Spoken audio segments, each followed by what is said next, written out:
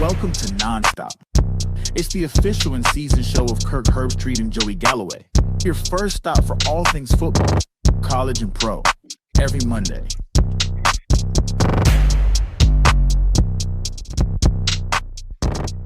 All right, Joseph Scott, great to have you back on another Monday. We do this every single week during the football season. Joey, December 22nd. It was great to have you out on the road with us. I know you enjoyed the festivities out there than staying in the studio with your boys. So I know you had a great time. What a great shot, huh? What a great shot. That is amazing. You know what, the thing I didn't realize that over the years, I've gotten taller than you. That's I didn't realize. I've officially passed you up by a couple inches. Yeah, that's beautiful. I'm glad somebody showed that view. I'm on a track. You're on a 2-inch where the grass starts. There's Darren, skinny Darren right there, trying to keep us honest. That was a blast hanging out down there. So I'll be honest with you. It was fun. I enjoyed so much of that, but I really enjoyed watching you in the booth. I didn't realize, like, you genuinely enjoy the game. Like, you are genuinely excited about what you're seeing and watching the game. You know what I mean? I've called games before, if you remember, and wasn't quite the same level of game, but watching you do that and watching you genuinely enjoy the game and grab your pencil, and I can't wait to show this play. It's amazing, dude. That was fun, and it was great to see you having fun doing that. And the other thing is, Fowler has gotten much nicer in his old age. He'll appreciate me saying that, but Fowler was always, to me, when he was younger, just he was so business. He was like just he got to catch him on the right Saturday. I think. Yeah, man, he was in a good zone. He was, and then one of the security guys telling Fowler back up at the Texas A&M game. Fowler had a toe across the red line. Did he touch it? Yeah, and to be there to see one of the security guys, sir. We're gonna need that toe. Oh my God. I was like, this is so good. He was like, this ain't Wimbledon. I don't care who you are. Get that toe back across that line, Fowler. Already getting people saying, did Joey get to meet Peter? You did. You did get to meet him. I didn't realize. I knew. I've seen from a distance. I knew that Peter had grown, but to see the people, they'd be like, hey, there's oh, that's just Saban. Don't worry about that. Oh, hey, there's Mac. Hey, that's McAfee. And they were literally like, where is Peter? I came out when you were still sleeping. I had a 6 a.m. hit, and I'm out there. I'm doing a Good Morning America on our Saturday morning, and the people behind me are like, where is Peter? And I hooked up there like, dude, all I get is, Kirk, hey, Kirk, where's Peter?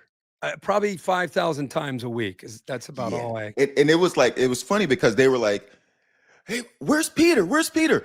And then you would be like, he's, and then it was almost like by default, okay, can we get your autograph? So I was like, all right, I'll take your autograph since I'm here. Yep. Peter's not around. Oh, totally. Can you just sign this for me just so that? Yeah, that was amazing. It was fun. So Neil, who helps me out on the bus and does such an amazing job. So when I leave Thursday night NFL football, I fly into the middle of the night, land around usually 2 a.m, and Neil has the bus there at game day. It was the first week that obviously the playoffs. So we game day and the game in Norman on Friday and Friday night, and then College Station, which was a 6-hour drive. To which Neil, he's used to driving 20-hour trips. He's like, just 6 hours. And I'm like, no, dude, you don't have. He's like, no. Why don't I leave when you guys go to game day Friday evening before the game? I'll take the bus down to College Station. So by the time you get done calling the game in Oklahoma and you guys fly to College Station, the bus will already be there. And I was like, wow, dude, are you serious? You sure? And he goes, yeah, let's do that.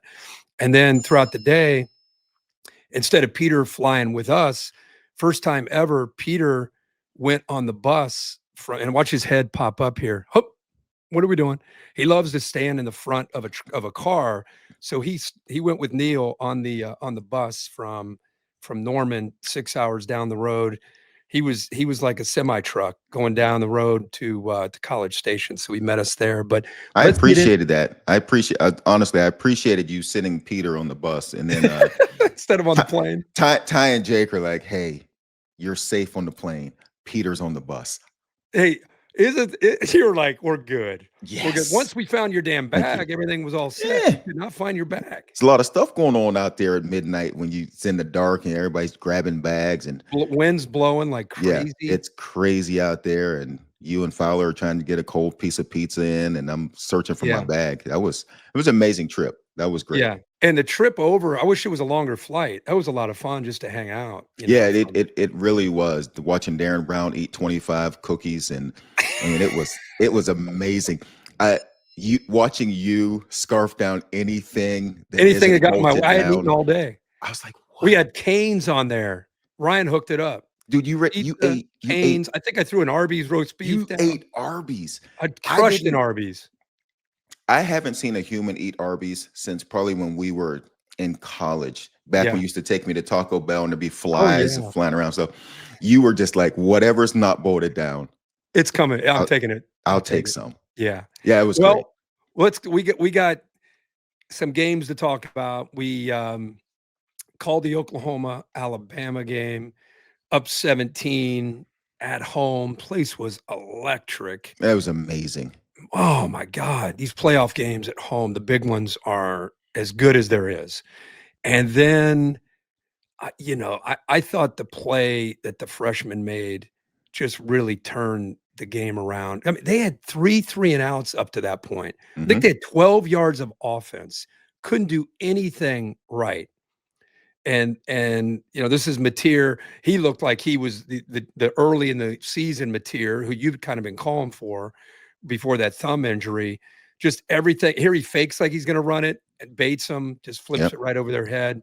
I mean, they had everything in control. And then this is where it got changed. This is where it just started to feel like, uh-oh, here they come. 4th and 2. They go for it, hit Brooks. Watch this. 1, 2, 3, end zone. And I was like, oh, man, don't forget this play. Could it spark Alabama? And sure enough, I mean, I just love receivers that fight like that. That kid's a true freshman. And then that followed this. Guy just best punter in the nation, maybe, just drops a punt. And you're like, uh-oh. Yes. Got the field goal and then a pick 6, which you were flabbergasted by up in the booth that he threw that, whether it was an adjustment or they faked him with cover 0 going to 2, whatever it was. He admitted to it, by the way, after the game. He said that was a huge mistake. They baited me. They got me. But what was the biggest thing other than Bama showing resiliency, that tough schedule that they had paying off for them? Man, there was a lot there. Good for Kalen DeBoer and that Alabama team finding a way there. That was like 2 different games. The first game was the Oklahoma getting up 17-0 game. And then you're right. Once Alabama got to the end zone, and I had remarked when Oklahoma was on their run early, I was like, if you watch Alabama's body language, it doesn't look great. They would make a play they would make a tackle on defense, and it just doesn't. They didn't have 11 guys just jumping around and being excited. They just sort of were like, I don't know, a nice tackle guy, and it's no big deal. And then you're right. When they scored that touchdown, it was like, oh, we're in this. We have a chance here. And when I watched the interception by Mateer, and you had just remarked a few plays earlier how he hit the soft part of the cover 2 zone between the safeties. Yep. And he hits the guy. And same coverage, same exact coverage. Because Oklahoma got what they wanted. When you watch these guys in the longer snap counts, they are trying to get the defense to show what they're in, because they know everyone's disguising things. And the safety from Alabama dropped out way early. And so it's covered. He's gone. It's covered too. I don't know what was going on there. Yeah, it's weird. He gave the hand signal. Yeah, he gave us a little something out wide to the receiver when he thought it was soft coverage, and then the corner comes downhill and picks that ball off. It's interesting that I feel like I just seen it this season, when it was always universal. If you had a hitch, anything quick, a quick out, if it was rolled coverage, that converts to a fade. That was universal. Yeah. I've seen this year where teams are keeping the hitch on versus bump and run man coverage. I don't know why. I don't know what the switch is, but I've seen teams doing it, and it's tough. It is tough to do, and it just looked like, I'm going to give you this signal, and I expect that route to stay on no matter what. I thought the receiver was right. I'm always leaning toward receivers being right. Yeah. Mateer, and that was just. But Mateer even said after the game it was on him. Once that happens, it's like, oh my gosh. Yeah, and oh my goodness. Oklahoma, I feel like their program has a oh gosh vibe about them. Even though they were up 17-7, the punter drops the ball, and just knowing some buddies of mine who are Oklahoma fans, I think they're just like, oh no, not again. Oh no. It's like they just have memories of moments that were the games, not just this year, over the last 10 years, that have just kind of flipped against them. And I think they kind of had that feeling. And then meanwhile, Alabama, this is an offense that has been struggling. Goodness, have they been struggling? Not just that night, but for the last 3 weeks, just struggling to find an identity, to kind of find a flow. And it's incredible how, again, one play can spark a defense gets a stop, the punter drops the ball, and all of a sudden they start to kind of find a little bit of something. The line of scrimmage was dominated by Oklahoma. Dominated. Absolutely dominated on both sides of the ball. Yeah. Mateer all day. Ty Simpson can't run the ball. It's just like everything that could go wrong up front was. And then, like you said, totally flipped script, completely flipped. Bama started to play with some newfound buzz and confidence, and Alabama, to their credit, when they're playing like that and they got enough from their run game. If you look at the run game, you're like, they didn't run for that much. They didn't do that much. Watch the game. They like little runs like this right here by Hill. Yes. They just started to get something just to enough. Make Oklahoma have to respect it. Just enough. And that's all they got to do. They got to take some pressure off of Ty Simpson. And an offensive line and pass protection. And it was crazy. Alabama, and you're right, Mateer looked like he was standing in the pocket. Like, remember when the Patriots were really good and Tom Brady looked like he was standing in the pocket for like 10 seconds sometimes? Yeah. That's what Mateer looked like. And then Bama starts sending some blitzes and getting pressure. And it's weird when this happens. I don't know why it happens. They start sending some blitzes, getting pressure on Mateer. Yep. And then they start, we don't have to blitz. Our front four, they just came, it's like they came alive. Yeah.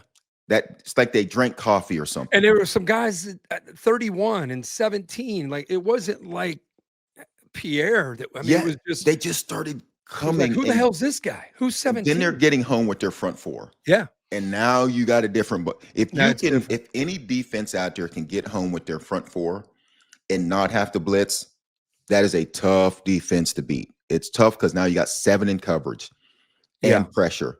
Tough for a college quarterback to see and know, here's my throw. Yeah. Here's the soft spot. Because you got these 4 coming.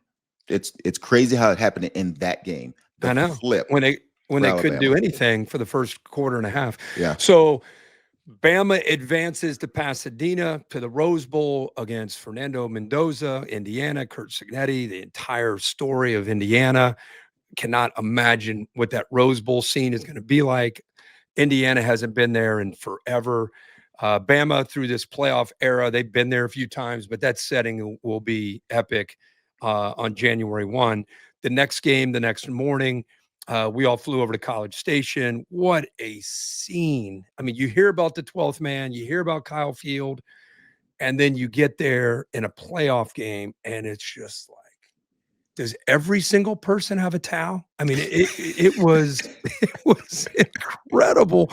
And Miami's toughest environment they'd been to was Florida State, which it wasn't having a great year, still a rivalry game, but nothing like this. In fact, they didn't leave the state of Florida. Till November against SMU. So this was new to them. Although their quarterback, Carson Beck, is used to it by being an SEC quarterback at Georgia. But there's a lot of ways to go about this. Number one, congrats to Miami. Yeah. This is a program, when they went out and hired Mario Cristobal, who was a former Hurricane, they said enough is enough. We are going to start to invest in our program. We're going to get back to winning games and being prideful in this program. We let it get away from us. What do we got to do? All hands on deck. They went out and hired Mario Cristobal. They've invested. They got a new AD. They invested more in the NIL. So they put themselves in this position to get into the postseason. Came up short last year.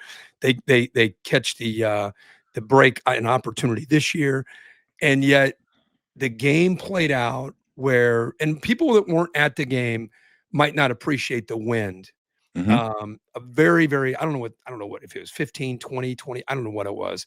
It was very, very noticeable coming out. It would swirl around enough to impact the kicking game, enough to impact, I think, quarterback play, not to the point where it should be 3-3 late in the game, but enough to be a factor.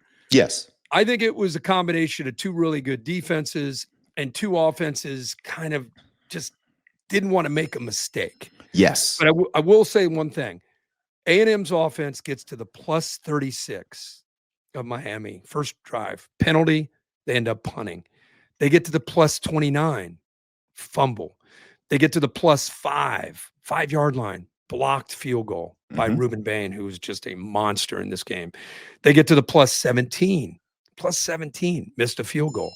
They get to the plus 5, and they end up throwing the interception on that last drive. With Fitzgerald makes the interception a second of the game. So we can knock on A&M all we want. I think that was a lot of great Miami defense. 7 sacks. A&M averaged 2.8 yards a carry. They've been running the ball all year. 3 turnovers, the 2 interceptions by the freshman. Just remarkable to see Miami's defensive line in person, to be reminded. I've called their games from upstairs, but to be down there and just look at the strength and the power and the speed, man, it was impressive. But game could have really gone either way, but Miami made the plays they had to defensively to survive and advance to the next round against the Buckeyes down at the Cotton Bowl in Dallas on New Year's Eve. It's always interesting when you talk to these coaches and you feel like they're just giving you coach speak. We can't make mistakes. We got to be good and solid in special teams. We can't turn the ball over. And it is so true. When you watch that first half for Texas A&M, it was like they've had so many opportunities that they didn't capitalize on. That comes back to bite you against good teams. The other thing is interesting to me, and when you're down on the field watching games and you're seeing quarterbacks not wanting to make mistakes, not taking chances to throw balls that should be thrown. The biggest difference between NFL quarterbacks and college quarterbacks. NFL quarterbacks let the coverage determine where the ball should go, and they make the throw. College guys, like Mateer making that mistake versus the cover 2. An NFL guy sees safety backs out. I know safety backed out, corner has to come down. That's not my read. Let's go this way. When I'm watching the A&M Miami game, for both quarterbacks, there's so many times when the coverage dictated, I should take this shot right over here over the middle. But as a college guy, and Marcel Reed and Carson Beck in this game were like, I don't want to make a mistake. I might make a mistake if I go over the middle, so I'm going to try to go outside. Now the wind is a much bigger factor because now you're making a longer throw to the outside, because out there you only have the corner to read, to deal with. It's an easier read. There are a number of times in that game where it's like, oh my gosh, he's going to take the guy over the middle because that's where the coverage says he should go, but they didn't take it. And Miami hung around. And listen, Carson Beck threw for 100 yards in this game. He was 14 of 20 for 100 yards. If at the end of the day you told A&M they were going to hold Carson Beck to 100 yards throwing, 14 out of 20, they're going to feel pretty good about their chances. Mark Fletcher was an absolute animal. I mean, he was an animal. And it was like, once Miami realized, oh, we can just run the ball. We don't have to take our chance. We don't have to deal with the wind. We don't have to deal with Reed and stuff. Let's just run it. That's a different football team. When you can run the football and then play defense the way they are, you're tough to beat. You're going to be tough to beat. That's going to be a good game with Ohio State. It is. Really and good. The line of scrimmage will be awesome. Remember, Ohio State played Texas, had a really good defensive front. Ohio State, I think they had 14 points in that game. It was week one. They were still kind of learning who they were with Julian Sand. But Indiana, last game that they played, very similar. Could not control the line of scrimmage. Yeah. So now here comes Miami with a formidable defensive front, outstanding group at second and third level.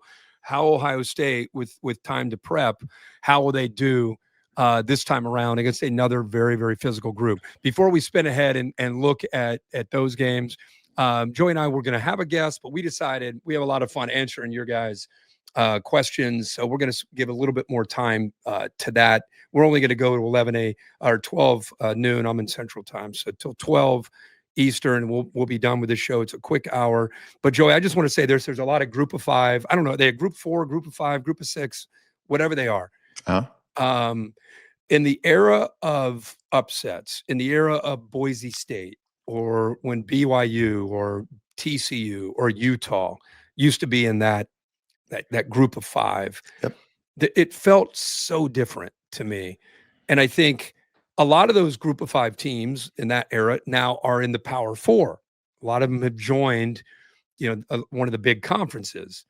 That's number one. Number two, a lot of these guys who are freshmen in the smaller conferences, they put on a big year. They enter the portal, they're gone. Out of it. So as much as we love the Boise State stories and we love the BYU and the TCU and some of those stories over the years, they've been great. I think it's a different era when you watch Tulane and JMU, who end up taking spots from the Texases of the world, the Notre Dames of the world.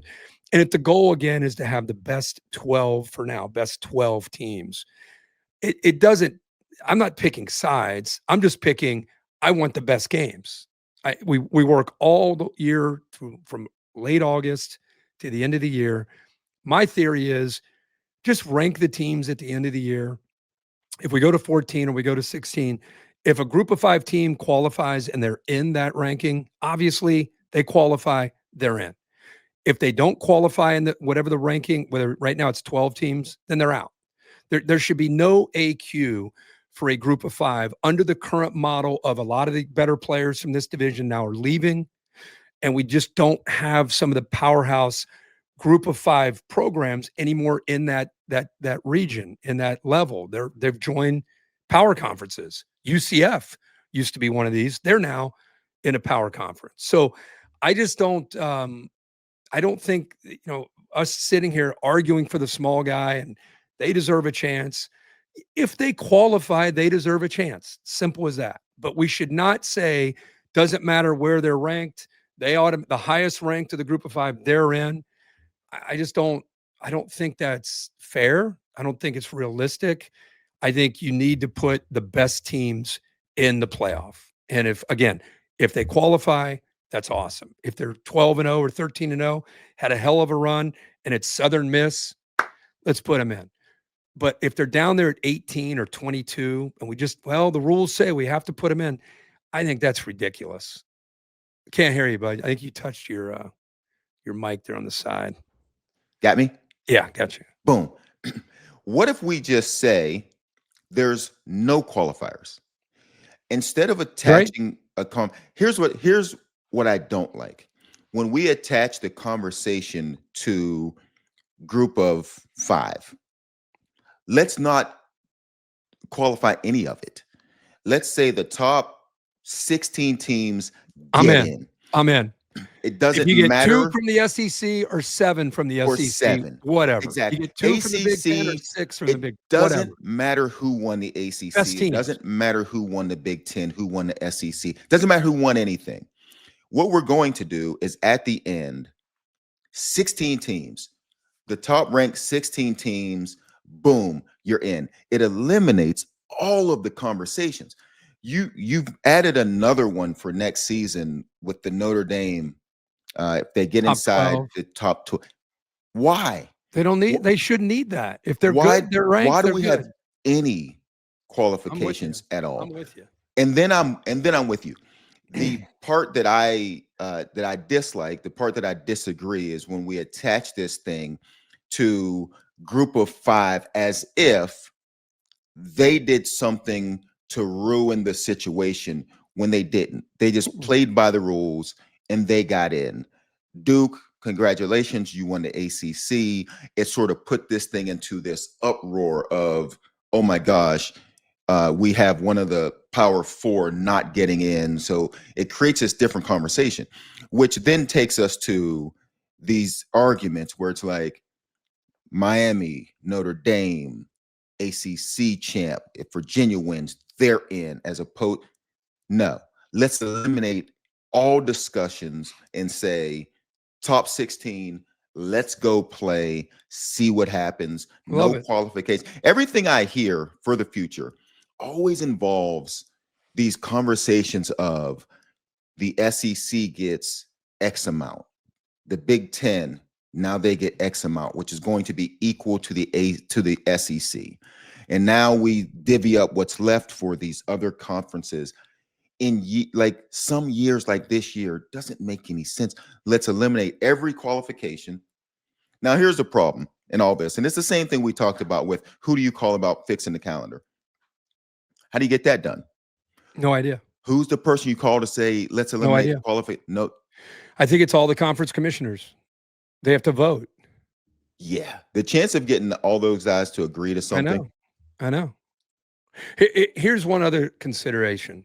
Go ahead. I think the group of 5, or again, group of 6, whatever officially they're called nowadays, they should have their own. Look, we have Division 3. We have Division 2 playoff. We have a 1AA FCS playoff. We have this one that we're talking about. Why wouldn't we create a group of 5 playoff? Like, let them have their own championship, 16-team playoff. We celebrate it. We televise it. We hype it. It's if one of them qualifies to get into the bigger that would be 16, my question. What if the top team is in the top 16? Then you put them in. And then the rest of the teams have their own playoff. I think they should have their own playoff. That's good football. They deserve to have a playoff, and we all get fired up about watching it. We're not going to get as fired up as we are about the bigger one, but at least just like FCS, they're in the middle. Montana played Montana State. It was an incredible game. Like there are other divisions that are having a playoff. I think we put them in their own playoff. Would you go at it? Would you go call a game? If I had time. I mean, I'm calling these other games. If I had time, bro. Hey, listen, let me and Barry go call one of those. Let me, Matt Barry, and EJ Emanuel send us over to the group of 5 or group of 6. But dude, that would be hyped. I think that would be. I'm in. But wouldn't it be better than just nothing? I agree. I'm with you. I was just wondering how you were going to do it if they had their own playoff. But then one of them finishes, let's say 11th. Say they get to 14, 15. Say they get to 16, and your group of 5 guy, you got the 16. We're taking the top 16 teams, and you're looking at this thing. And you're saying, I can go play in the big boy tournament, or you go play in the big boy tournament. You just got to go. You can't say, hey, I would rather go play in the group of 5 tournament, and then let number 17 might be a Power 4. Let him get in, and I'll go play. All right. We'll hopefully figure that out one day. We do have to spin it to the quarterfinals. All right, let's go. I mean, the JMU Oregon game, it went the way we thought. Ole Miss, Tulane. Congrats to Ole Miss with all the Lane Kiffin craziness. The whole reason I made a big deal about Charlie Weiss Jr. and 4 offensive assistants coming back like 3 or 4 days after the fact that Lane left and took assistants with him is because of what you saw. Charlie Weiss runs that offense. He calls the game. He has all year. Pete Golding referenced it after the year, but they did what you would expect them to do. 41-10 probably could have been worse. They now go on. They got a matchup, a rematch with Georgia, which is a great game the first time around. Expect that to be a great one the second time around. There it is. I mean, look at these games. Miami of Florida, New Year's Eve. You see it there, 7:30 ESPN against the Ohio State Buckeyes. Oregon against Texas Tech the next day, game day from the Rose Bowl. Joey will be out there. We have a 3-hour show the morning of January 1, leading you right up to Oregon and Texas Tech. Awesome game. Texas Tech still just kind of sitting out there. No one thinks they can play with any of these teams. They'll get their opportunity on the field against the Ducks. We have the Rose Bowl. Chris, Holly, and I. I'm assuming Laura Rutledge will be with us. That's Alabama and Indiana. So cool to see that matchup in Indiana and their fans getting a chance to go out to Pasadena. And then the nightcap, January 1, Ole Miss and Georgia, 2 SEC powerhouse programs this year going head to head. That place will be just off the charts as far as you talk about most of these scenes. I mean, the Cotton Bowl is going to be 80-20 would be my guess. Ohio State fans to Miami fans. Texas Tech, Oregon, I'm saying 70-30. Texas Tech will have a home field advantage there. Indiana, Alabama is a 50-50 split to me. I think both fan bases, if anything, maybe a little nod towards Indiana, just because how nostalgic the Pasadena is. Yeah. They will be out there. They haven't been there in forever. So I'll give them a 55, 45, 60, 40, maybe advantage, but we all know how Alabama travels. And then Georgia, Ole Miss, that's a coin toss. I mean, they're both, their fan bases have grown up dreaming of getting into the Sugar Bowl. Take the CFP out of it. There's still a lot of fans that just want to go to the Sugar Bowl and see their SEC team play. And they got 2 of them playing. So guessing that's kind of a 50-50 scene.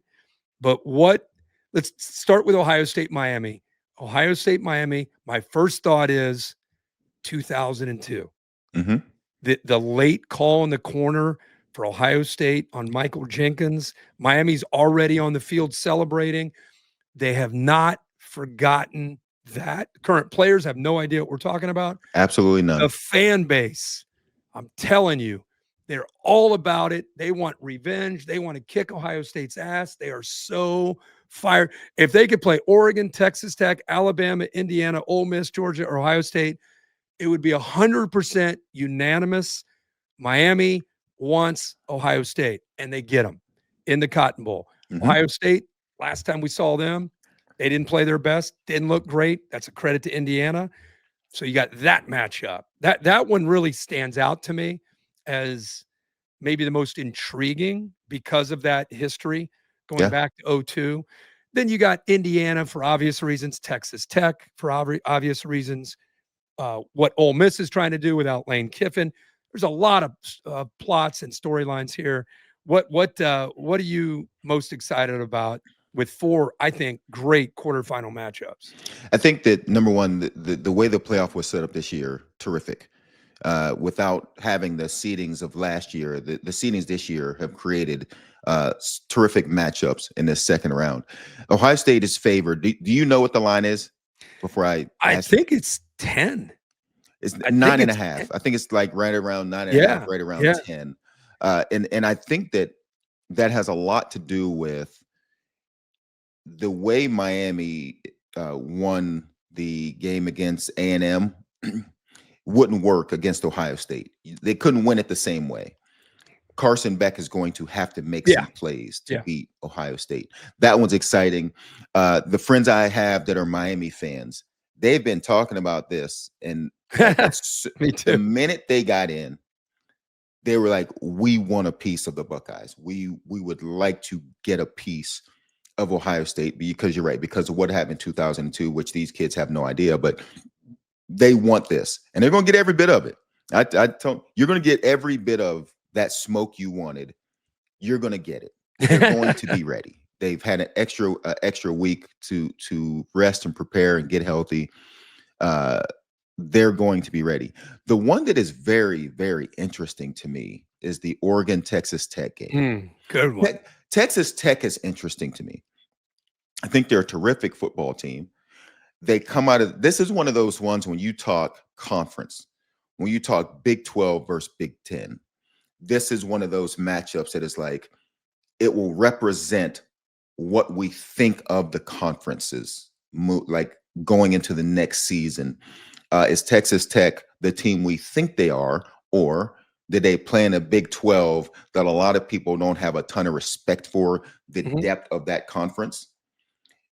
Are they a legitimate number 4 seed versus an Oregon team, which we had conversations for a long time about their resume? Who did they beat? How were they ranked so high? Who in the world did they play? And so we're going to find out with these two teams which one is deserving of that.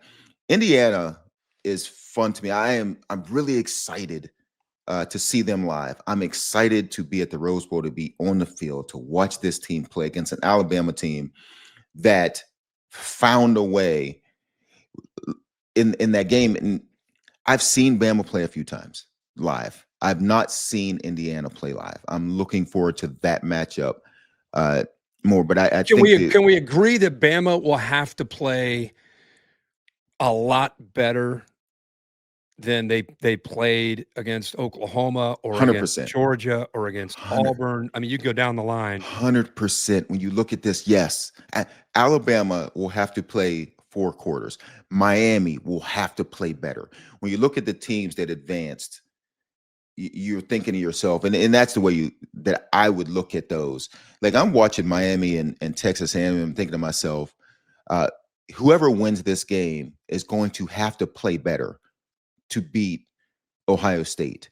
As I'm watching Alabama, Oklahoma, whoever wins this game is going to have to play better to beat Indiana. And so, yes, Alabama's going to, they cannot come out with the same lackluster, get down 17-0 and expect to come back against Indiana, a team that has been battle tested, a team that's been put in tough situations. They can't do that against them. No, I mean, but I think every one of these games, I'm used to the Orange Bowl being on at night. It's strange that it's going to be a early kick in Miami, but we'll adjust accordingly.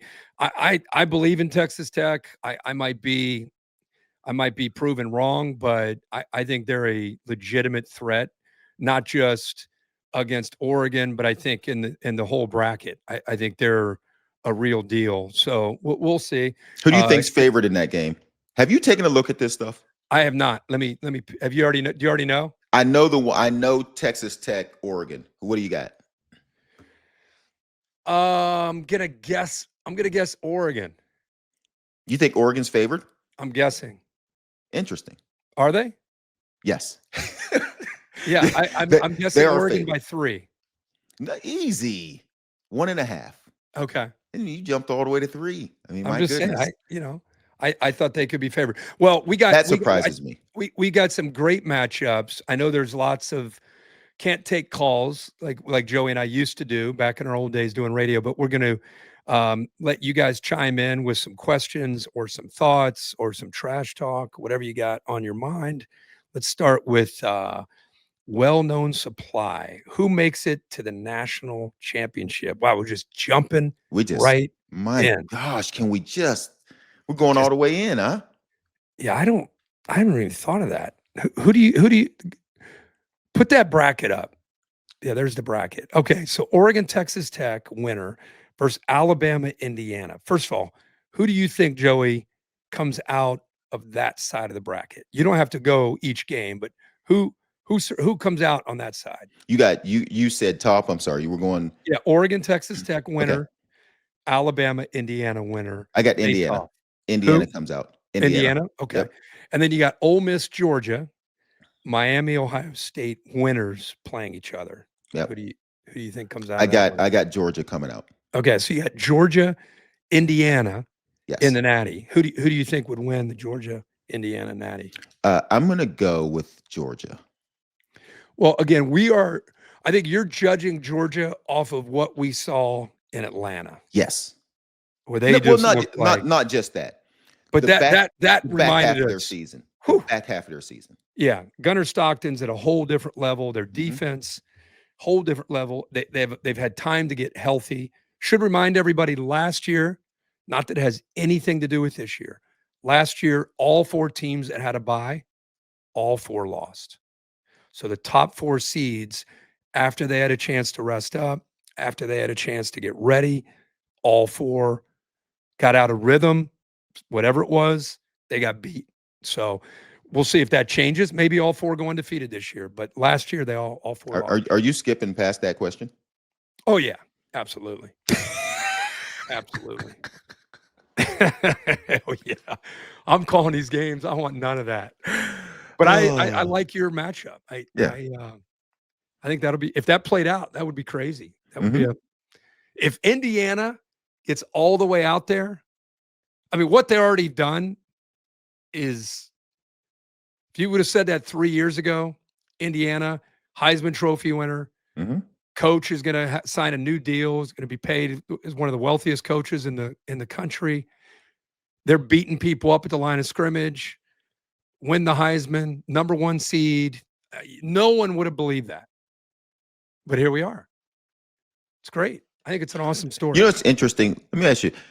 So, like, for example, if you pick a game, like say you pick Ohio State to win, you're a Miami hater. Because obviously you are, yeah. Obviously, I got, when I'm at the game, I got some Miami fans like, hey, you hate us, that whole thing. But then Vegas has Ohio State favored by almost 10 points. Is Vegas a hater? Vegas hates them. Vegas just Vegas hates them. I didn't know if Vegas could be haters too, or just if no. It's everybody. Oh, it's just I gotcha. Yeah. Right. And once you do it long enough, you hate everybody. You hate them all. Yeah, absolutely. You hate Ohio State too. What advantages do Texas Tech have over Oregon, if any? Great question. That is a really good question. I will say this about being around both teams, impressed by both. One of the things that jumps out when you get around Texas Tech is that, like, they have that. I'm not saying Oregon doesn't. I'm just saying, in this era of the portal, when you see that, you're like, wow. Like, these guys, 2 things: they like football and they like hanging out with each other. That used to be so common. Not as common. When I say love football, they love to practice. They love to watch film on their downtime. You're going to walk through the locker room. They're going to be on a tablet, and they're looking at film, and they're cracking on each other, but they're watching, like they're invested in it. They love it. They can't get enough of it. That really stood out to me about Texas Tech.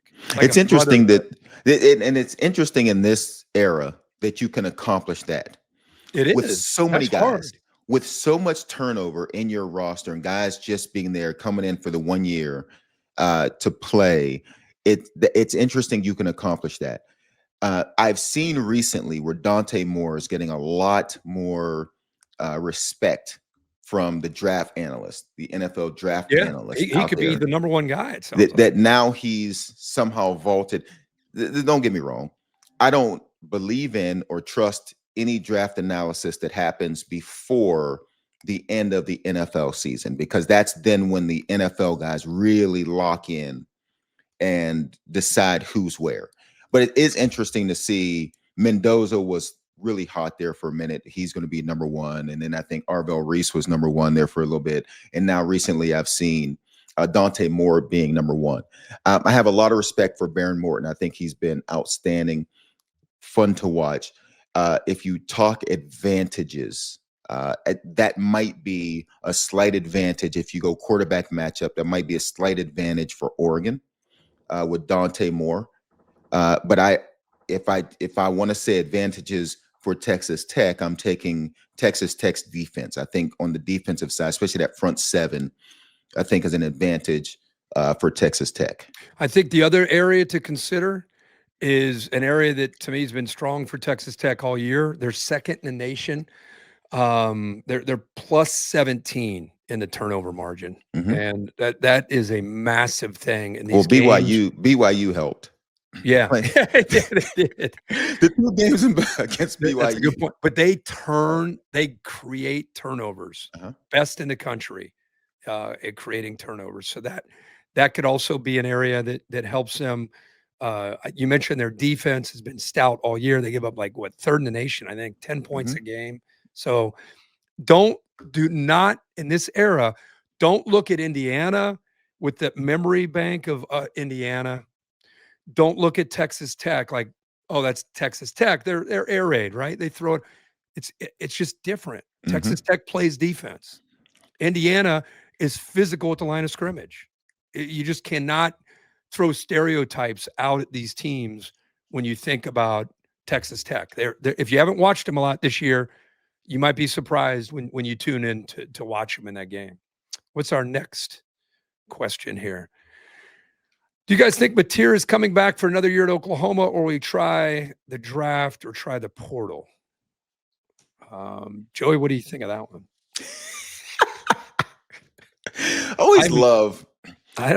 When they throw a question at you that you don't really feel comfortable jumping in on. Hey, no, Joey, what are you asking? What do you think? Hey, I'm just asking. I don't think he's going to the NFL. I don't think he's going to the NFL either. Why would he leave a place that's become home? I guess if someone paid him.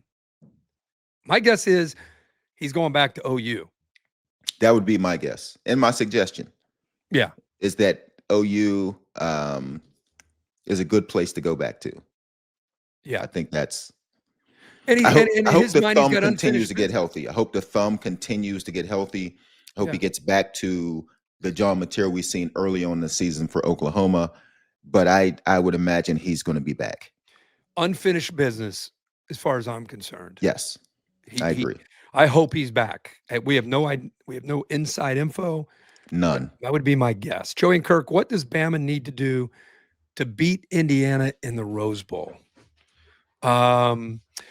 Biggest thing Indiana needs to do is do what they've done all year, which is come in and be dominant at the line of scrimmage. They run the football to put Mendoza into favorable situations, throwing the ball. They're very balanced. They want to continue that. They want to be able to run. They want to be able to be balanced. And I think defensively, Alabama doesn't run the ball well. They like to sprinkle it in like they did in the second half against Oklahoma. That's being very kind. Yeah. So if they stop that run game and put Ty Simpson and that offensive line into obvious passing situations, could be a wrap. See what you did there? See what you did? What? When it's one of those questions that might be a little uncomfortable, Joey, what do you think on this? No, I'm trying to I'm just going back and forth. I'm just going back and forth. Whatever. What do you think? What do you think about Indiana? Hey, what do you think? They got to do? Funny how you do that. If it's one of those ones that might get a little hairy, you just throw Joey, me. who's going to the national title? You just throw me out there. Yeah. When it's one of these, hey, I got this. Any word on, is Omar Cooper back? Omar Cooper Jr. Is he going to play for Indiana? He walked up. I didn't know what happened in the Ohio State game. He had that play, and then you saw him sort of walking off, and they were going, and then that was it. I think he is key for Indiana. Hopefully, he's had enough time to get healthy. Hopefully, he's back. Alabama, they got to get off to a better start. That's number one. They have to get off to a better start. I don't think that they can come in all of a sudden, have a run game that's going to dominate this game, but they do have to have some semblance of a run game that at least makes Alabama respect their ability to run the ball, because you got to take some pressure off of Ty Simpson. You cannot go into this game the way they've been the last couple of games, where it's like, Ty, you just gotta make plays and operate. I don't think you beat Indiana that way. Alabama's going to have to find a way to, number one, you can't get down 70-0, get off to a better start, but help Simpson out. You got to do something to help this young man out. Yep. Cooper, as you mentioned, suffered lower body injury. I don't know if it was an ankle, calf, Big Ten championship game, December 6th. no, I don't know if there's an update. We've been preparing for these other teams. He was limping heavily, and evaluated by his trainers, but it sounds like with the time off, you know how it just depends on if it's a high ankle and how severe of a high ankle it is, if that's in fact what it is. I don't know any of the details, but I'm with you. Guy that makes the catch of the year, maybe the moment of the year. Love to see him out on the field and IU be at full strength. They already lost a guy, and the best defensive guy from the celebration. That's high-fiving guys. So unfortunate. I know. Guy, he's a beast too. That's the kind of thing that happens at the end of football seasons because you are so beat up and you don't feel great, and it just takes a little something to just be off, and it's like, oh my gosh. Yeah. You want all these teams to be full strength coming in. You want them to have all their players. I hope that that's why I just really hope that Omar Cooper Jr. is healthy. They did lose a defensive lineman, which will affect them, but you just want everybody to be at full strength. So I hope they're healthy coming in. Yeah, well, if you let's see, the last time they played was December 6th. I mean, it's almost a full month for him to. I mean, chances are he's going to be out there. I would assume. I'm sure there's Indiana fans who are like, guys, he's already been cleared. He's good to go. I would expect him to be back, but I don't know. I don't know the severity of it. All right, let's go to another question here, Ty. Kirk and Joey, what do you expect from Phillip Rivers tonight on Monday Night Football against the Niners? The first time out against Seattle, maybe one of the best defenses in the league.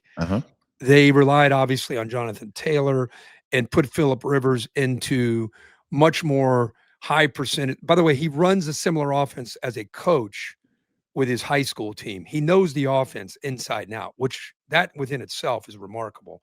They pick a guy up who hadn't played football in whatever it is, 5 years, and have him pick up an offense. So he's understanding. And if you watch that Seattle game, he's in the gun. A lot of times he's up. I mean, he was in total control. He's moving stuff. He's making audibles. It was the old Phillip Rivers. But, you know, he hadn't played in a long time. So getting the ball to be able to stretch it downfield is tough to do.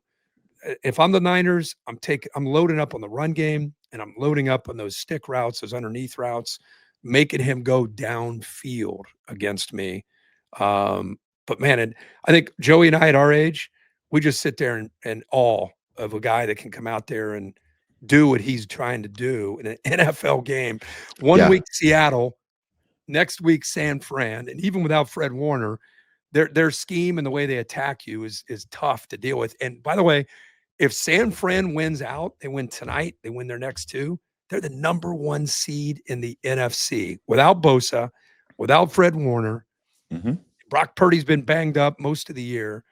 I think it'd be Kyle Shanahan's best job as a coach. But what can Phillip get it done tonight? I think the first thing that stands out is the fact that he's able to play another week.